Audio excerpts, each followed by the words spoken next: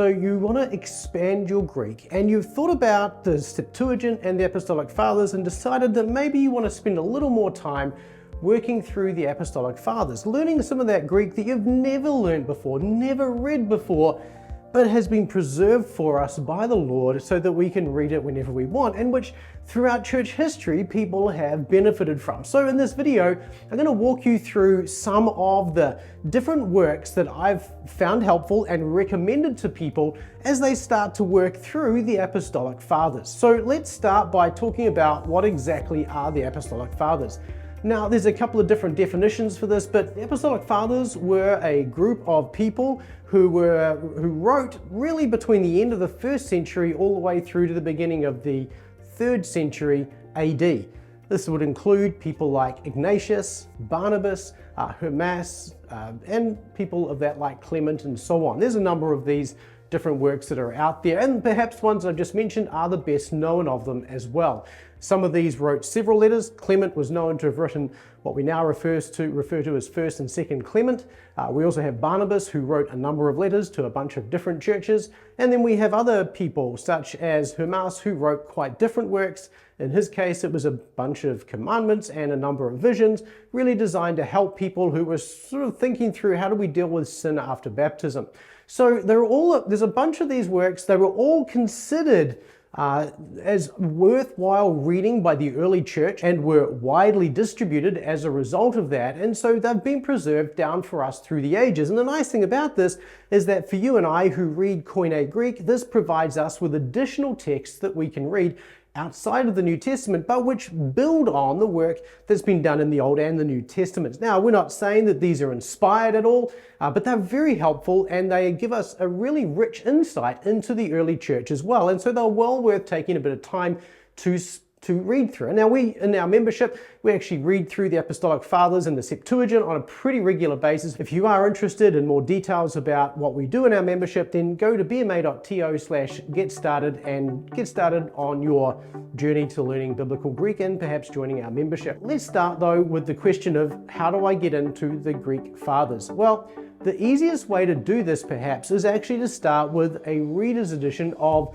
the Apostolic Fathers. And we again live in this age where today we have lots of different options available to us. I'm going to give you 3 options that are kind of graded from easy to hardest, and I'll let you choose which one is most appropriate. Perhaps the easiest one to get started with is this one by Rodney Whitaker, a Patristic Greek reader. The benefit of something like this is not only that it gives you the words that don't occur in the New Testament very often at the bottom of the page, which you can see here, but in addition to that, he's also going to give you a number of little explanations and helps along the way. Now, as I open up here, I've just opened it up to the letter of Ignatius to the Romans, and we have here a little phrase down at the bottom here where we've got Jesu Christo just at the bottom, and he gives you this little note, and it says here, as often in the New Testament, it is uncertain whether the genitive is objective or subjective, whether the reference is to faith and love toward Christ or to Jesus' own faith and love. And so little footnotes like this are just going to give you a little bit more help as you work through the text. And of course, if you understand what a genitive is and you understand a subjective genitive and an objective genitive, well, that means something and helps you to translate the text in a meaningful way. So there's a number of little helps like this as you go along, all pretty well footnoted, connected to the actual verse that we're referring to in this particular case, and you're able to follow along, get the words that you don't know often, and even sometimes some of the passing as well. But it's those extra little notes in this that really help to explain who things are. For instance, there's another instance in here where there's a reference to, and there's probably lots of them, but there's a reference in here to some of the Greek gods. And so there gets a little footnote explanation to explain who these people, as well you might think they are people, but who these were and why they're significant and why they're being drawn out in this particular case. So as a starting point, Rodney Whitaker's Patristic Greek Reader is particularly helpful because it's going to give you a little bit more of that background information. Perhaps the work that we recommend the most often though to our members is Ellen Bandy's Greek Reader's Apostolic Fathers. Now, one of the key differences between Whitaker and Bandy is that Whitaker doesn't give you all of the Apostolic Fathers in total. So what he does give you is he pulls out a number of samplings of it, and he'll give you like a chapter or two of it where it's key and useful and informative and so on.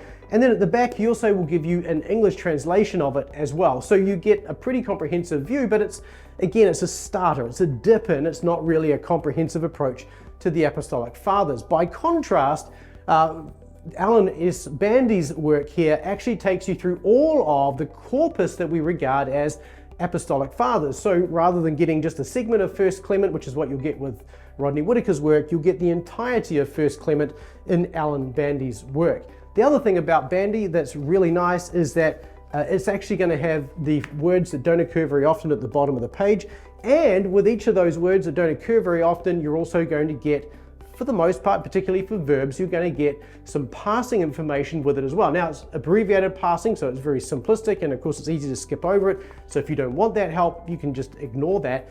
But it's also very helpful if you do look at a word and you're like, what is that word? I kind of know that root, but I can't identify how the word's been used or what it is.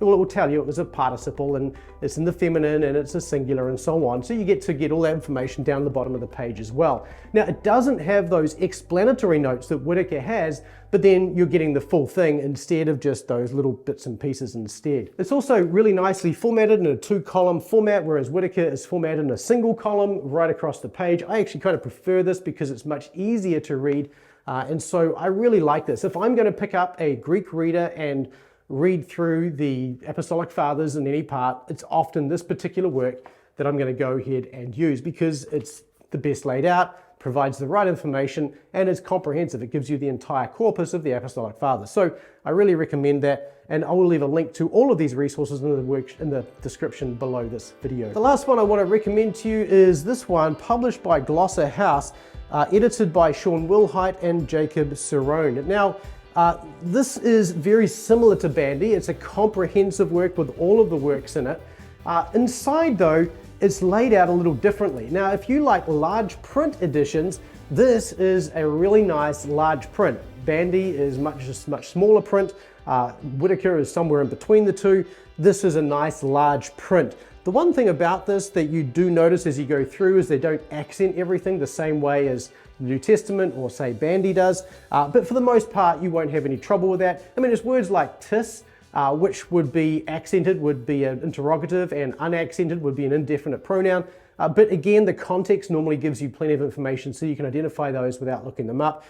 So just be aware that there are times where the accenting on something like tis would be missing. Now, the other thing about this is that down the bottom here, you can see you do get vocabulary that doesn't occur very often in the Greek New Testament. And it does also give you some passing information as well. But that passing information that you get in here is a little bit more explicit, a little clearer, if you like. So if you struggle with the abbreviated passing in this, well, this is going to give you a really nice kind of form of passing. So this is a really nice work as well. Again, single column. I kind of prefer the narrower dual column of Bandy, but this is a nice work, nicely laid out, very large print as you can see, and nice and easy to read. So those are the 3 works that I tend to recommend for getting into the Apostolic Fathers. The next question that tends to come up is, well, how much do I need to know of the New Testament to be able to get into the Apostolic Fathers? Well, it depends on what you're going to be reading. If you don't know, if you just finished beginning Greek, then I would tend to recommend not reading through the Apostolic Fathers yet. My recommendation would be to build your vocabulary out a little bit more, get a little more used to texts that are a bit more challenging to read, because one of the things you're going to find in the Apostolic Fathers is that partly because they're unfamiliar, partly because they're from different authors, and partly because they are just to a different time and different people, and often for people who know Greek a lot better, they are going to be a lot more challenging generally to read. Now, again, it doesn't mean they're impossible. We read through them reasonably happily in our membership, but we do find them a little bit more challenging than the New Testament. So I would recommend that you work through some of the more challenging works in the Greek New Testament before you actually start working on the Apostolic Fathers. And then from there, I would start on a really easy text such as the Didache, which is a late 1st century text, maybe early 2nd century, but I tend to hold it late 1st century. Baptismal text that sort of helps people go through, understand This is what's expected of you if you're going to be baptized as a believer in the late first century period. It's a very easy book to read. It's very simple in terms of its language and style, and most of the words that occur in there also occur in the New Testament. So again, the better your vocabulary in the New Testament, the easier it's going to be to read anything in the Apostolic Fathers, and I typically recommend that once you've got some experience, that's when you want to get into the Apostolic Fathers. So if you've gone on and you've learnt a little bit of Greek, then I recommend that taking a little bit of time, maybe even just 5 minutes a day, to spend a little bit of time with the Greek that you're not familiar with in the Apostolic Fathers will do a lot of good for your own knowledge of Greek. And these are great resources that you could use to draw on, and I'll leave a link to these in the description below. Now, if you've gone on and read a little bit in the Apostolic Fathers, leave a comment in the comment section below. Let me know which of the Apostolic Fathers you like the most. I'd love to hear from you there, because I haven't read all of these myself yet, and I'm looking forward to doing so, and maybe your comment will encourage me to get into a particular text as well. Some of my favorites are the death of Paul and Peter, which are accounted for in 1 Clement. I really enjoy the Didache as well, and we're going through the Shepherd of Hermas starting at the beginning, and I'm really enjoying that as well. So those are some of my favorites, but leave a comment below, let me know what you like, and I look forward to reading your comments there as well. If you are interested in learning to read and study the New Testament in the original language, and particularly get into some of the Apostolic Fathers and Septuagint and really expand your knowledge of the language, consider joining our membership at bma.to/getstarted, and we look forward to serving you and being a blessing to you there. So that's it for this video. Thanks so much for watching. I look forward to serving you and seeing you in the next video. Until then, keep taking small, consistent steps toward mastery. I'll see you in the next video.